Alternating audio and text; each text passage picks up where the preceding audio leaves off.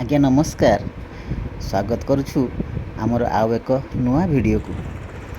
ये देखुना video start हो गलानी। तो जहाँ भी हो आज आम जाऊँ आउ एक नुआ जगह को जमीती कि सबुथर भली रविवार हेले आमे दुई सांग बाहरी पड़ू नुआ नुआ ये प्रकृतिर सौंदर्य को उपभोग करने। आउ यही जगटा को जो आपण मैंने देखुंत एटा हूँ झरणा घाटी माने बालेश्वर मात्र 70 किलोमीटर डिस्टेंस रे ये जगह आपण पाइपर। देखुना सुंदर सबुज बनानी सुंदर जंगल सते जमिति मनमुग्धकर ये जगह। सहरर कोलाहलपूर्ण गाड़ी मोटर शब्द ठारू बहुत सुंदर। तेणु आमे सब चाहूँ प्रकृतिर यही सौंदर्य को टिके मन खोली उपभोग करने।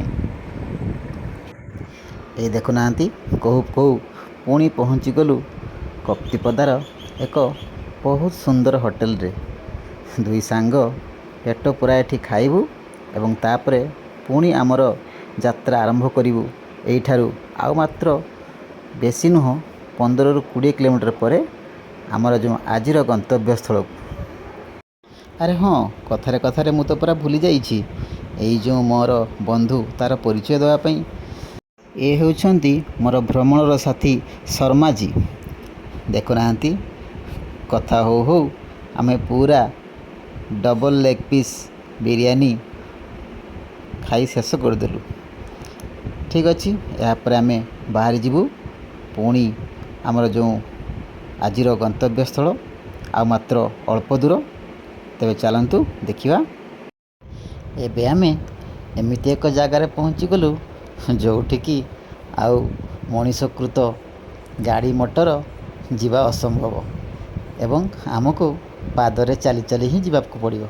आज्ञा हाँ आमे कहूचु सेई कप्तिपदा ठारू मात्र 20 किलोमीटर दूर थिबा मनभंगा गाँव रे जोठिकी आम बाइक टाकू रखी आमे पादरे चली चली चलू आगको आगको।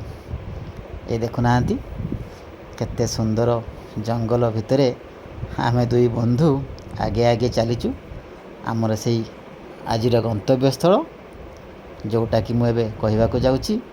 आउ सेटा होची मईसीकेला वाटरफॉल जोटा कि आमे बहुत थर जावाई चेष्टा करिचु किंतु केबे जाई पारनु एवं आज मध्य चेष्टा करुछु जीवाई किंतु जानिनु सेठारे पहुँची पारिबु कि नहीं।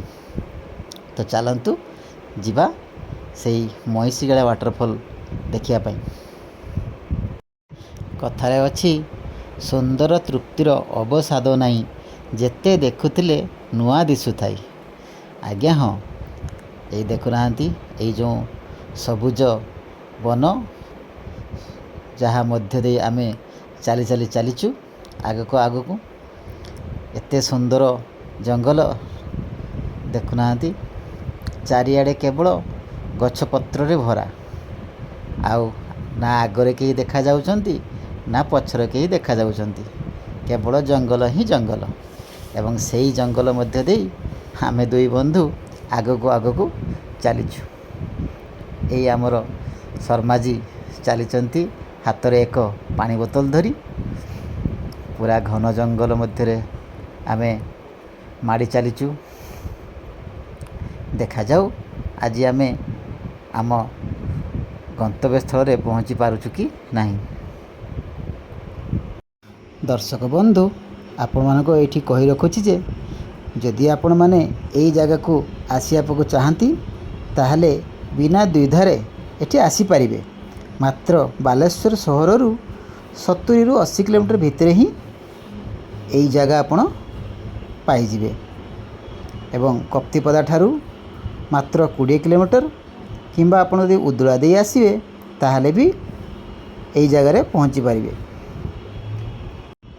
ये देखुना कहू कहू केते दूर भितर को पड़े आसलुनी जंगलर पाखापाखि 2 ରୁ 3 किलोमीटर भितर को आमे पड़े आसलुनी किंतु तथापि आमे ଯେଉଁ ଜାଗାକୁ ଯିବା ପାଇଁ ଚାହୁଁଛୁ ଆଜି ସେଇ ଜାଗାରେ ଏପର୍ଯ୍ୟନ୍ତ ପହଞ୍ଚି ପାରୁନାହୁଁ। ପାଖାପାଖି ଏଇ ଜଙ୍ଗଲ ରାସ୍ତାରେ 2ରୁ 3 କିଲୋମିଟର ଗଲା ପରେ ଆପଣଙ୍କୁ ସୁନ୍ଦର ଝରଣା ଗୋଟେ ମିଳିଯିବ ଏବଂ ଯେଉଁ ଝରଣା କୂଳେ କୂଳେ ଆପଣ ଆଗକୁ ଗଲେ ବହୁତ ସୁନ୍ଦର ଗୋଟେ ସ୍ଥାନରେ ଆପଣ ପହଞ୍ଚିଯିବେ। ଆଉ ଆମ ଭଳି ପ୍ରକୃତି ପ୍ରେମୀ ବନ୍ଧୁମାନେ ଏହି ସୁନ୍ଦର ଜାଗାକୁ ଦେଖିଲେ ଏତେ ବିମୁଗ୍ଧ ହୋଇଯାଆନ୍ତି ଯେ ଏହି ଜାଗାରେ ରହିଯିବା ପାଇଁ ଇଚ୍ଛା ହୁଏ। କିନ୍ତୁ କ'ଣ କରିବୁ, ଘରକୁ ତ ଲେଉଟିବା ପାଇଁ ପଡ଼ିବ ନା। ସେଥିପାଇଁ କିଛି ମୁହୂର୍ତ୍ତ ଏଇ ନିଛାଟିଆ ଜାଗାରେ ଜଙ୍ଗଲ ଭିତରେ ପ୍ରକୃତି ସହିତ ବିତେଇ ପୁଣି ଲେଉଟିଯିବୁ ଯିଏ ଯାହା ଘରକୁ। ବେଳେବେଳେ ତ ଇଚ୍ଛା ହୁଏ ଆମେ ସିନା ଏକ ପକ୍ଷୀ ହେଇଥାନ୍ତୁ, ବିନା ଦ୍ୱିଧାରେ, ବିନା ଘର ଦ୍ୱାର ଚିନ୍ତାରେ, ଘର ସଂସାର ଚିନ୍ତାରେ ଏଇ ଜଙ୍ଗଲରେ ଏମିତି ଘୁରି ବୁଲୁଥାନ୍ତୁ, କେହି ଆମକୁ ବାଧା ଦେବା ପାଇଁ ନଥାନ୍ତେ। କିନ୍ତୁ କ'ଣ କରିବୁ, ମଣିଷ ହେଇଛୁ ଯେତେବେଳେ ଘର ଦ୍ୱାର ସଂସାର ସମାଜକୁ ଛାଡ଼ି କ'ଣ ଜଙ୍ଗଲରେ ରହିପାରିବୁ କି? ତଥାପି ଦେଖୁନାହାନ୍ତି, ଟିକିଏ ସମୟ ପାଇଲେ, ଟିକିଏ ଛୁଟି ଦିନ ପାଇଲେ ଆମେ ଚାଲିଲୁ ସେହି ପ୍ରକୃତିର ସୌନ୍ଦର୍ଯ୍ୟକୁ ଉପଭୋଗ କରିବା ପାଇଁ। କେବେ ଜଙ୍ଗଲ ଭିତରକୁ ତ, କେବେ ପୁଣି ପାହାଡ଼ ପର୍ବତ ଉପରକୁ, କେବେ ପୁଣି ଝରଣା କୂଳକୁ ତ, କେବେ ପୁଣି ସମୁଦ୍ର କୂଳକୁ। ଆଜି କିନ୍ତୁ ଆସିଛୁ ଏଇ ଯେଉଁ ନୂଆ ଜାଗାଟା ଆମକୁ ଗୋଟେ ମିଳିଛି ମଇଁଷିକିଳା ୱାଟରଫଲ୍, ସେଇ ଜାଗାକୁ ଲକ୍ଷ୍ୟ ରଖି ଆମେ ଚାଲିଛୁ ଦୁଇ ବନ୍ଧୁ ଆଗକୁ। ଆମ ସହିତ ବେଳେବେଳେ ଆହୁରି ବି ବନ୍ଧୁମାନେ ଆସନ୍ତି, କିନ୍ତୁ ଦୁଃଖର କଥା ଆଜି ଆଉ କେହି ନାହାନ୍ତି, କେବଳ ଶର୍ମାଜୀ ଆଉ ମୁଁ। ହେଇ ଦେଖୁନାହାନ୍ତି କୋଉ ପହଞ୍ଚିଗଲେଣି ଏକ ଝରଣା କୂଳରେ। କିନ୍ତୁ ଦୁଃଖର କଥା ଏଇକି ଯେ ଏବେ ଝରଣା ଟିକେ ପାଣି କମ୍ ଅଛି, କାରଣ ଜୁନ୍ ମାସ, ତେଣୁ ବର୍ଷା ହେଇନାହିଁ। ବର୍ଷା ହେଲେ ପୁଣି ଏ ଝରଣା ମଧ୍ୟ ଉଛୁଳି ଉଠିବ ପାଣିରେ ଏବଂ ପ୍ରକୃତି ରାଣୀ ତା'ର ଏହି ସୁନ୍ଦର ଛବିକୁ ବହୁତ ଲୋକଙ୍କର ମନମୁଗ୍ଧରେ ଲଗେଇ ଦେବେ। ଏଇ ଦେଖୁନାହାନ୍ତି ସୁନ୍ଦର ଝରଣାର କୁଳୁକୁଳୁ ନାଦରେ କେମିତି ପାଣି ଝରି ଯାଉଛି। ଶର୍ମାଜୀ ମଧ୍ୟ ଆଉ ନିଜକୁ ସମ୍ଭାଳି ନପାରି ଶୀତଳ ଜଳକୁ ଟିକେ ହାତରେ ମାରି, ମୁହଁରେ ମାରି ପୁଣି ଆଗକୁ ମାଡ଼ି ଚାଲିଲେ। ଆଉ ତା ପଛେ ପଛେ ମୁଁ ମଧ୍ୟ ଚାଲିଛି। ଦେଖାଯାଉ ଆଉ କେତେ ଦୂର ଯିବା ପାଇଁ ପଡ଼ୁଛି। ଦର୍ଶକ ବନ୍ଧୁ, ଆପଣଙ୍କୁ କହି ରଖୁଛି, ଏଇ ଯେଉଁ ଜଙ୍ଗଲରେ ଆମେ ଚାଲିଛୁ ଏଠି ମଧ୍ୟ ହାତୀମାନେ ଆସନ୍ତି, କାରଣ ଆମେ ବହୁତ ଥର ହାତୀର ଗୋବର ମଧ୍ୟ ପାଇଛୁ। ଆଉ ଏଠିକାର ଗାଁ ଲୋକମାନଙ୍କର କହିବା କଥା ଯେ ହାତୀମାନେ ପାଣି ପିଇବା ପାଇଁ ଏଇ ଯେଉଁ ଝରଣାକୁ ପ୍ରତ୍ୟେକ ଦିନ ଆସନ୍ତି, କିନ୍ତୁ ଆମେ କେବେ ହାବୁଡ଼ରେ ପଡ଼ିନୁ। ତେଣୁ ପିକନିକ୍ ଦିନଗୁଡ଼ିକରେ ଗାଁ ଲୋକ ସବୁ ନିଜେ ଉପସ୍ଥିତ ରହି ଯେଉଁମାନେ ସବୁ ଆସନ୍ତି ପିକନିକ୍ କରିବା ପାଇଁ ତାଙ୍କୁ ସନ୍ଧ୍ୟା ନ ହେଉଣୁ ସମସ୍ତଙ୍କୁ ଏ ଜଙ୍ଗଲରୁ ବାହାର କରିଦିଅନ୍ତି, କାରଣ କେହି ଜଣେ ଯଦି ରହିଯାଏ ତାହେଲେ ହାତୀ କବଳର ସେ ଶିକାର ହେଇଯିବ। ହେଇ ଦେଖୁନାହାନ୍ତି କେତେ ସୁନ୍ଦର ରାସ୍ତା ହୋଇଛି, କେଉଁଠି ପଥର ଉପର ଦେଇ ତ, କେଉଁଠି ପଥର ତଳ ଦେଇ, ପୁଣି କେଉଁଠି ଗଛକୁ ଓହଳି ଯିବା ପାଇଁ ପଡ଼ୁଛି ତ, ପୁଣି କେଉଁଠି ଗଛ ମୂଳ ଦେଇ ଗଛକୁ ଡେଇଁ ଯିବା ପାଇଁ ପଡ଼ୁଛି। ଏଇ ତ ପ୍ରକୃତିର ସୌନ୍ଦର୍ଯ୍ୟ। ଖାଲି ଅପେକ୍ଷା କରିଛନ୍ତି ଟିକିଏ ବର୍ଷାକୁ। ଖାଲି ଟିକିଏ ବର୍ଷା ହେଲେ ଏଇ ଝରଣା, ଯେଉଁ ଝରଣା ଆଜି ଶୁଖିଯାଇଛି, ସିଏ ବି ପୁଣି ଖିଲିଖିଲି ହେଇ ହସି ଉଠିବ। କୁଳୁକୁଳୁ ନାଦରେ ପାଣି ତଳକୁ ତଳ ବହି ଚାଲିବ। ଏଇ ତ ସେଇ ଜାଗା। ଦର୍ଶକ ବନ୍ଧୁ, ଏଇ ଦେଖୁନାହାନ୍ତି ସୁନ୍ଦର ଝରଣାର ପାଣି କେମିତି ପଥର ଦେହକୁ ଚିରି ତଳକୁ ତଳ ଖସି ଯାଉଛି। ଏଇଟା ହେଉଛି ଆପଣଙ୍କର ବହୁ ପରିଚିତ ମାଛକାନ୍ଦଣା ୱାଟରଫଲ୍। ଆଉ ଟିକେ ଆଗକୁ ଗଲେ ଏଇ ମାଛକାନ୍ଦଣା ୱାଟରଫଲ୍ର ପାଣି ଆପଣ ଦେଖିପାରିବେ। ମୁଁ ମଧ୍ୟ ଚେଷ୍ଟା କରୁଛି ଆପଣଙ୍କୁ ସମ୍ପୂର୍ଣ୍ଣ ଦେଖାଇବା ପାଇଁ। ତ ଚାଲନ୍ତୁ ଆଉ ଟିକେ ଆଗକୁ ଯିବା। ଶର୍ମାଜୀ କିନ୍ତୁ ରୋକିବାର ନାଁ ଧରୁନାହାନ୍ତି। ହେଇ ଦେଖୁନାହାନ୍ତି ପଥର ଡେଇଁ ଡେଇଁ କେମିତି ଆଗକୁ ମାଡ଼ି ଚାଲିଛନ୍ତି।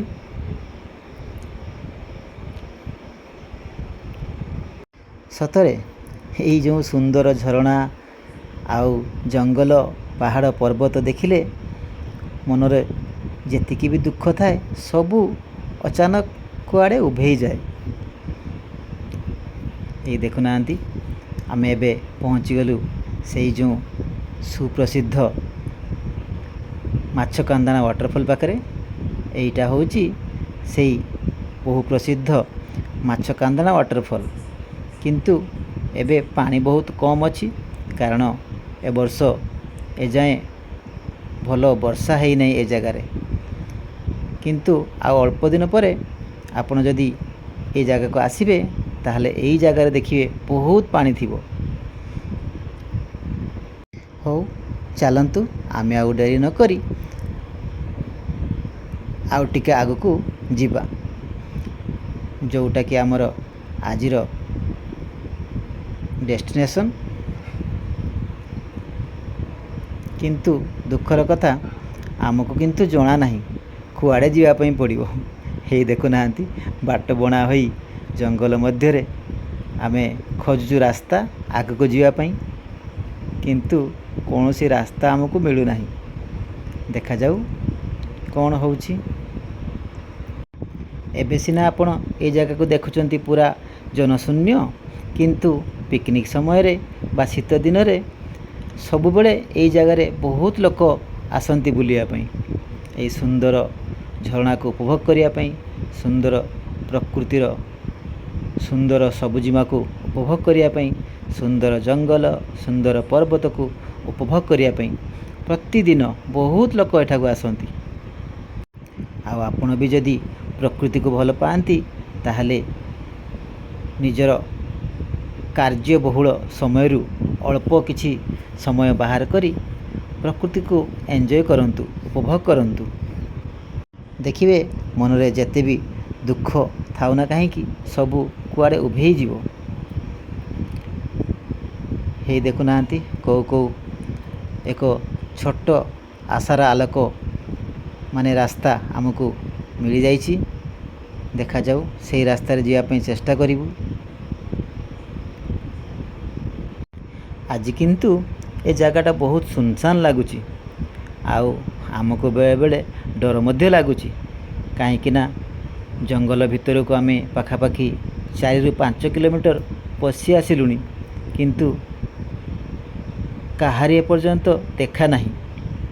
ଆମେ କିନ୍ତୁ ପ୍ରଥମେ ସ୍ଥିର କରିଥିଲୁ ଯେ ଗ୍ରାମବାସୀ ମଧ୍ୟରୁ ଜଣକୁ ନେଇ ଆସିବୁ, କିନ୍ତୁ ସେମାନେ ଭୋଜିରେ ବ୍ୟସ୍ତ ଥିଲେ ଯେ ସେମାନେ କହିଲେ ଯେ ଗ୍ରାମବାସୀମାନେ ଭିତରେ ଅଛନ୍ତି, ଆପଣମାନେ ଯାଆନ୍ତୁ, ଆପଣ ରାସ୍ତା ନିଶ୍ଚିତ ପାଇଯିବେ। କିନ୍ତୁ ଆମେ ତ ପୁରା ଏ ଜଙ୍ଗଲରେ ବର୍ତ୍ତମାନ ହଜିବାକୁ ବସିଲୁଣି, କୁଆଡ଼େ ଯିବୁ କିଛି ରାସ୍ତା ହିଁ ମିଳୁନି ଆମକୁ। ଦେଖାଯାଉ କିଛି ରାସ୍ତା ମିଳୁଛି କି ନାହିଁ, ନହେଲେ ବାଧ୍ୟ ହୋଇ ପୁଣି ଫେରିଯିବୁ। ହଉ ଚାଲନ୍ତୁ ତେବେ ଆଉ ଟିକେ ଆଗକୁ ଯିବା, ଦେଖିବା ପ୍ରକୃତିର ଆଉ ଟିକେ ସୌନ୍ଦର୍ଯ୍ୟକୁ, ଆଉ ଏକ ଜାଗାର ସୌନ୍ଦର୍ଯ୍ୟକୁ ଉପଭୋଗ କରିବା।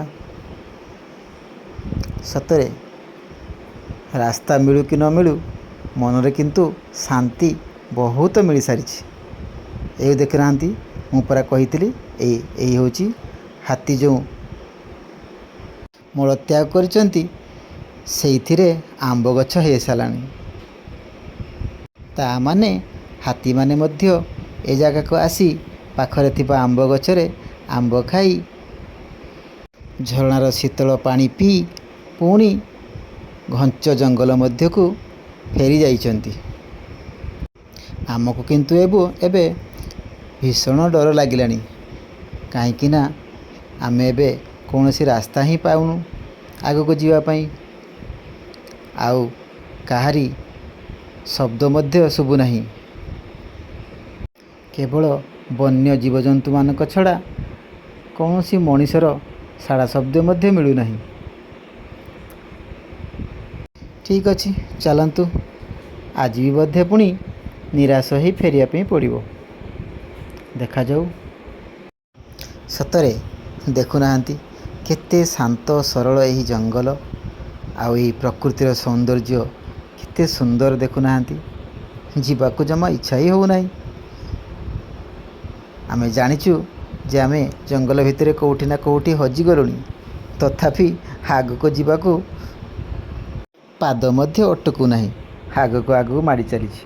ହେଇ ଦେଖୁନାହାନ୍ତି କେତେ ସୁନ୍ଦର ହେଇଛି। ବୃକ୍ଷମାନେ ମଧ୍ୟ ଯେମିତି ପରସ୍ପର ସହିତ ଖେଳ ଖେଳୁଛନ୍ତି, ହାତକୁ ହାତ ଅଛନ୍ତି, ପାଦକୁ ପାଦ ଅଛନ୍ତି। ଦେଖୁନାହାନ୍ତି। ନାଇଁ, ଶର୍ମାଜୀକୁ ଏବେ ଏକ ନୂଆ ରାସ୍ତା ମିଳିଗଲା। ହେଇ ଦେଖୁନାହାନ୍ତି ସେ କେମିତି ଆଗକୁ ମାଡ଼ି ଚାଲିଛନ୍ତି। ଲାଗୁଛି ଏଇ ରାସ୍ତାରେ ଆଗରୁ ବହୁତ ଲୋକ ଯିବା ଆସିବା ମଧ୍ୟ କରିଛନ୍ତି। ବୋଧହୁଏ ଆମକୁ ଏକ ନୂଆ ରାସ୍ତା ମିଳିଗଲା। ଦେଖିବା ଆଗକୁ କ'ଣ ଅଛି। ଆଉ ଆରେ ବାପରେ, ଇଏ କ'ଣ? ଏତେ ଘନ ଜଙ୍ଗଲ ମଧ୍ୟରେ ଏଠି ପଥରର ଅଣ୍ଡାଟିଏ କିଏ ଦେଲା? ଦେଖୁନାହାନ୍ତି କେତେ ସୁନ୍ଦର ହୋଇଛି। ଏହି ପଥରଟି ପୁରା ଗୋଲ ହେଇ ଅଣ୍ଡା ସଦୃଶ ହେଇଛି ନା।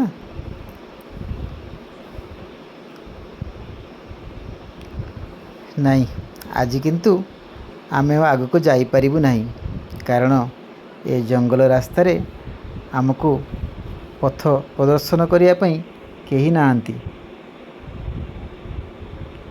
ତେଣୁ ଆମେ ଏଇଠାରୁ ଆଜି ଫେରିଯିବୁ। ଦୁଃଖର କଥା ବନ୍ଧୁମାନେ, ଆଜି ଆମେ ଯେଉଁ ଜାଗାକୁ ଲକ୍ଷ୍ୟ କରି ଆସିଥିଲୁ ସେ ଜାଗାରେ କିନ୍ତୁ ପହଞ୍ଚି ପାରିଲୁ ନାହିଁ। କିନ୍ତୁ ହଁ ବନ୍ଧୁମାନେ, ଆପଣମାନେ ଆମର ସବୁ ଭିଡ଼ିଓ ଏମିତି ଦେଖୁଥାନ୍ତୁ। ଆମେ ନିଶ୍ଚିତ ଭାବରେ ପୁଣି ଥରେ ଆସି ସେଇ ଜାଗାକୁ ଆପଣମାନଙ୍କୁ ନେଇଯିବୁ, ଯେଉଁ ଜାଗାକୁ ଆଜି ଲକ୍ଷ୍ୟ କରି ଆସିଥିଲୁ ସତ, କିନ୍ତୁ ଅଧା ବାଟରୁ ଫେରିଯିବା ପାଇଁ ପଡ଼ୁଛି। କାରଣ ଆମକୁ ସେ ଜାଗାକୁ ଯିବା ପାଇଁ ରାସ୍ତା ହିଁ ଜଣା ନାହିଁ। ଆଉ ଏ ଜଙ୍ଗଲ ରାସ୍ତାରେ, ସୁନସାନ ଜାଗାରେ, ଜନଶୂନ୍ୟ ଜାଗାରେ ଆମେ ଆଗକୁ ଆଉ ଯିବା ପାଇଁ ବହୁତ ଡର ମଧ୍ୟ ଲାଗୁଛି। ତେଣୁ ଆମେ ଆଜି ଏଇଠାରୁ ହିଁ ଫେରୁଛୁ। ଦର୍ଶକ ବନ୍ଧୁ, ଆଜିର ଏହି ଭିଡ଼ିଓଟାକୁ ଆମେ ଏଇଠି ହିଁ ସମାପ୍ତ କରୁଛୁ। ଆପଣମାନଙ୍କୁ ଯଦି ପ୍ରକୃତି ବହୁତ ସୁନ୍ଦର ଲାଗେ, ବହୁତ ଭଲ ଲାଗେ, ବଣ ଜଙ୍ଗଲ ପାହାଡ଼ ପର୍ବତ ଝରଣା ଯଦି ଆପଣଙ୍କୁ ପ୍ରକୃତିରେ ଭଲ ଲାଗେ, ତାହେଲେ ଭିଡ଼ିଓଟିକୁ ଲାଇକ୍ ଆଉ ସେୟାର କରିଦେବେ। ପୁଣି ଭେଟ ହେବ ନେକ୍ସଟ ଭିଡ଼ିଓରେ।